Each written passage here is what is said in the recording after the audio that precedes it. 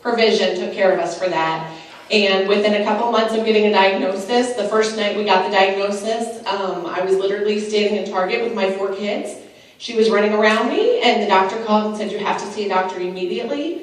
And I called my dad and said, "Google this word, I don't know what it is."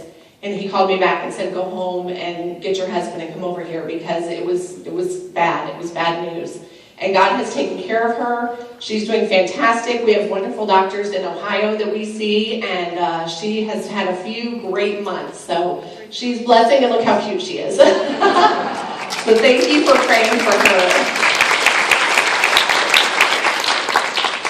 I am going to talk to you about being shaken today. We're singing a song before, and God is unchangeable, unstoppable, unshakable.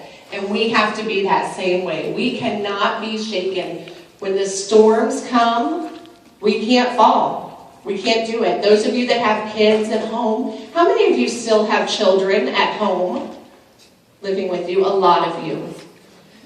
You have got a big burden. Your mom, your dad, you're the spiritual leader, you're the disciplinarian, you're everything. And it's a huge burden. I love when we have local people with kids that will let me talk to them. I love talking to the kids. I love kids anyhow, and I love the teenagers.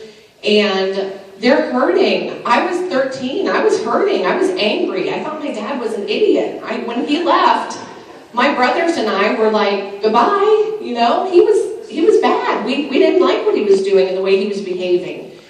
And then we thought my mom was crazy when she was going to stand. Why did we want him back? We have the fun parent now. We're having peace in the house. We do like to have fun in our house. Listen, even with my dad, we laugh, and we laughed the other day. I don't know if any of you saw the picture of my mom on a bowl, but on Facebook. We like to have a good time. But when my dad left, we were wounded. There was things that we just didn't want to experience anymore. And so when my mom said she was praying for him, as a 13-year-old, you think, what are you doing? You know, that's not how marriage should be. And God changed my heart.